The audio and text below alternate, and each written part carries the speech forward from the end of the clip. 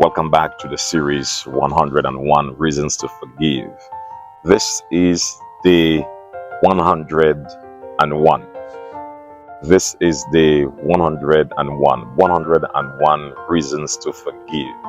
It's been an amazing journey. It's been a fantastic journey, a spiritually rejuvenating journey. One that has challenged me, one that has allowed me to experience what I did not know that I had in me, my ability to be resilient in going through a process that I know would have challenged me significantly, or that would significantly challenge me. 101 reasons to forgive, 101 motivations, 101 encouragements, 101 commitments. It's a journey, it's an experience, and I am eternally grateful to divinity, eternally grateful for the providence that allowed me to go through this journey, to be on this journey with you. Thank you for having been with me on this journey. We have had a fantastic journey, and to all of you who have privately written, and those of you who have privately commended us for being on this journey together, I give you honor and I thank God for you. I thank divinity for just allowing you to be on this journey together with me.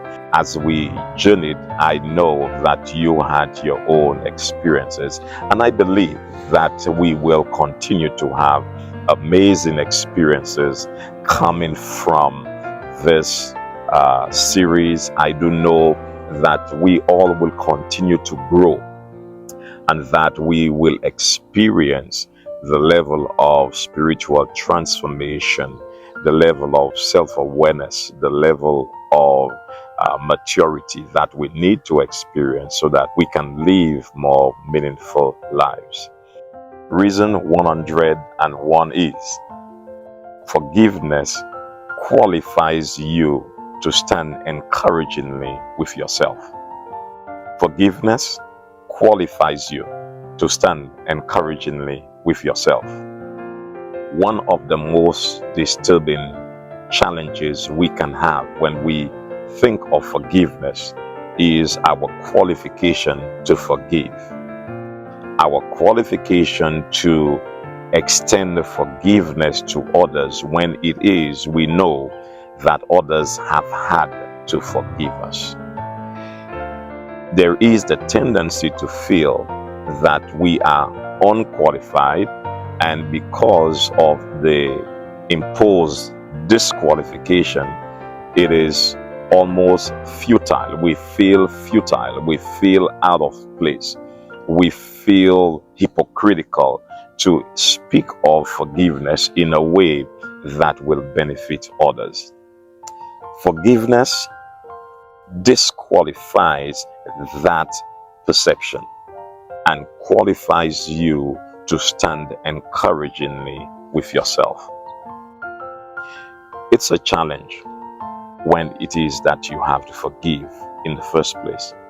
And here it is that you want to impose upon yourself, you want to disqualify yourself for wanting or for needing to forgive yourself and to forgive others. Forgiveness qualifies you, particularly when it is that you know others know of you, or others who are in your circle know of some of your struggles. Those closest to you would understand some of your inner private struggles. You question your qualification to speak of forgiveness when those in those inner private circles have had to forgive you countless of times.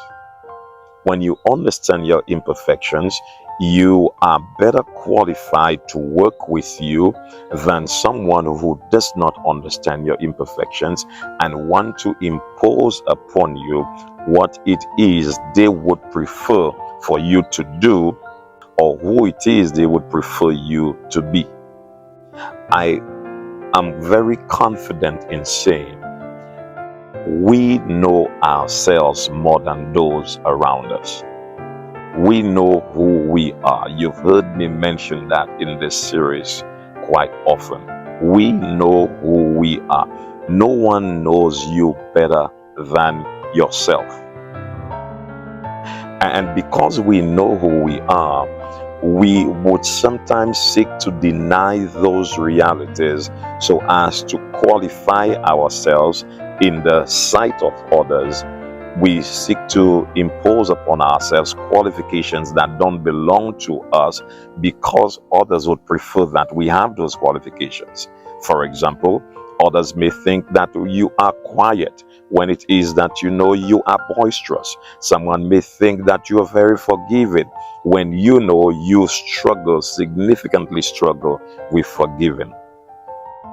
One of the benefits of taking time to assess ourselves and understanding who we are is coming up with the solutions to a lot of the challenges that we have. Now, those solutions may not always be the best solutions. We may have to speak with others about what solutions we are thinking of or what recommendations we have come up with.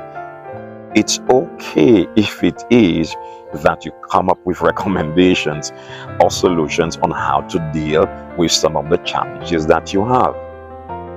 Your qualifications, your solutions may not always be something that others would approve of, and that's all right because you know you.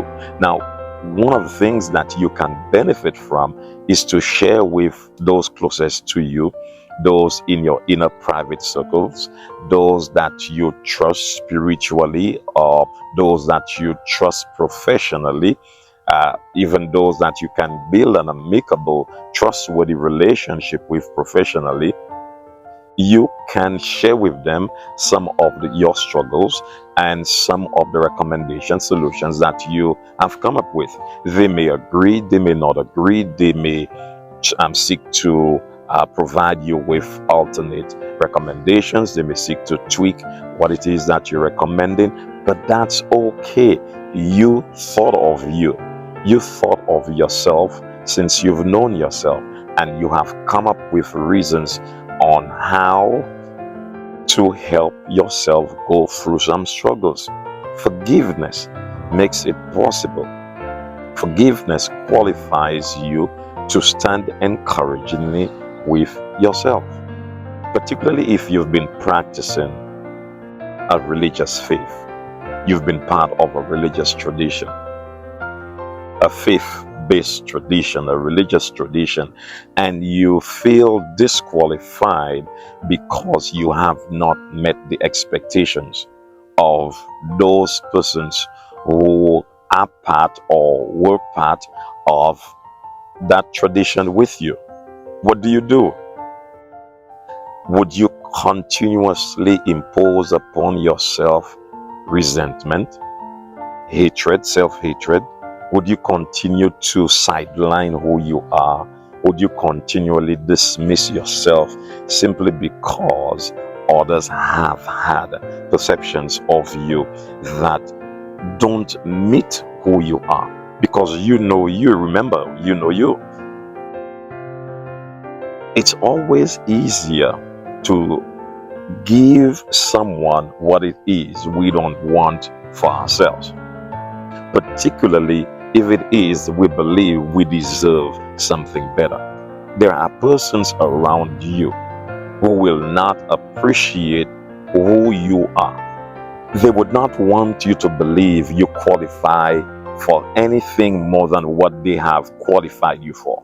And so it makes it very difficult for you to forgive yourself because those persons whom you confidently share yourself with or speak of yourself with, sit at the table with, perhaps lie beside, walk with, drive with, they don't believe that you qualify for who you know you are. And so, unless they have opened that cage, unless they have dismantled that wall, unless they have opened that room, broken down that partition, and ask you to walk through, qualify you first, and ask you to walk through, you don't feel you're qualified.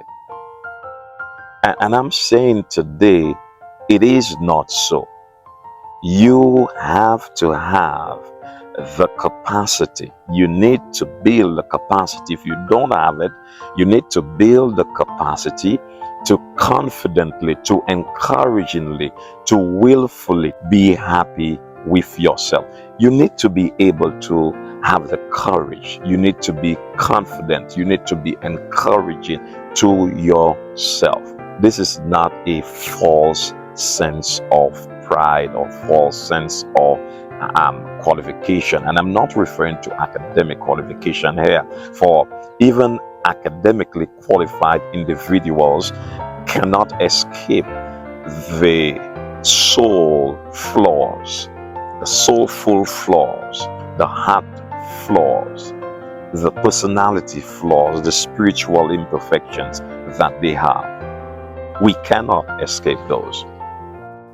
So, loving who you are, appreciating who you are, acknowledging who you are despite your knowledge of who you are, provides you with the qualification to not just stand with you, but to walk with yourself and proudly walk with yourself.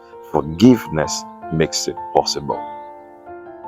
Forgiveness makes it possible for you to be public with yourself and to keep your head up high, to walk with your shoulders erect, and to confidently embrace who you are, to encouragingly speak of your successes, to encouragingly speak of your victories, your ability to overcome.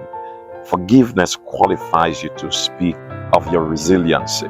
Forgiveness qualifies you to speak of the times when you struggled and you are now able to stand beyond those struggles and assist someone in their struggle. Forgiveness humbles you. Forgiveness qualifies you. Forgiveness motivates you. Forgiveness equips you to stand encouragingly with yourself. And for 101 days in 101 reasons, we've been looking at the impact of forgiveness and what forgiveness qualifies us for. Therefore, you don't have to be ashamed of yourself. And if it is that you have been ashamed of yourself, I'm saying today, you need to dismantle that shameful wall. Cancel that perception of yourself. Embrace who you are and confidently stand with yourself. Are there times that you will feel you don't qualify? Yes. You may have flashes of your past. Are there times that you will feel someone else is better qualified than you are? Yes, it may happen. Does it mean that they are more qualified than you are to speak confidently about yourself, to encouragingly stand with you? The answer is emphatically no. No one better qualifies to stand with you than you. No one stands more qualified to speak of you than you. One of the reasons why we don't speak of ourselves confidently, encouragingly, and with great resiliency is because we are afraid, we shy away, we've been taught, we've been conditioned, we've been churched, evangelized to dismiss our vulnerabilities, to hide from our vulnerabilities, to shy away from our vulnerabilities because we are to present ourselves as perfect as flawless before those around us. Wrong. It's a fallacy that we need to move away from. After 101 reasons to forgive, you can satisfy your motivation to continue your spiritually conscious journey, to stand encouragingly with yourself, to be private with yourself, to be public with yourself, to be loud with yourself, to be silent with yourself, to be joyful with yourself, to speak highly of yourself, not because you are imperfect or you are flawless, but because you have gotten to the point where you love you. You are proud of you. And despite the non-linear journey that you've had, because your journey has not been straight, your journey has had its ups and its downs. Despite all of that journey, despite your time in the trenches, despite the valleys you've been through, you're qualified. You're qualified to stand with yourself, encouragingly with yourself at that. I'm saying today, love you. Love yourself. Embrace you. Embrace yourself. Hug yourself. And whenever the opportunity arises, and that's always every day, affirm yourself. Affirm yourself that I will take good care of me, for I have only one of me, and it is the only me that will walk with me, dance with me, lie with me, run with me, hike with me, travel with me. Despite the presence of other people around me, I must stand encouragingly with me, for I am me. I am the only one who better understands me than me. And so therefore, as I give others, as I provide others the opportunity to walk into my private space, I must not disqualify myself and embrace all of what they're imposing on me or recommending to me or suggesting to me and pushing back who I am. You will not be anyone but what others have qualified you, have asked you to become, if you don't know who you are, if you don't stand encouragingly with yourself. Thank you for being with us throughout the 101 days. Thank you for coming, for joining, even if you join close to the end. We do appreciate the fact that you've been supportive of this YouTube channel. Continue to walk with us, continue to journey with us, and you will discover that all of our content is going to provide you with great encouragement and great support for the meaningfulness that you wish to find, you wish to build, the capacity you wish to build within your lifetime. Thank you again, and may divinity continue to be with you. May God continue to guide you, and may the supreme ruler, the supreme creator of this world stand with you, walk with you always, and may you always be blessed.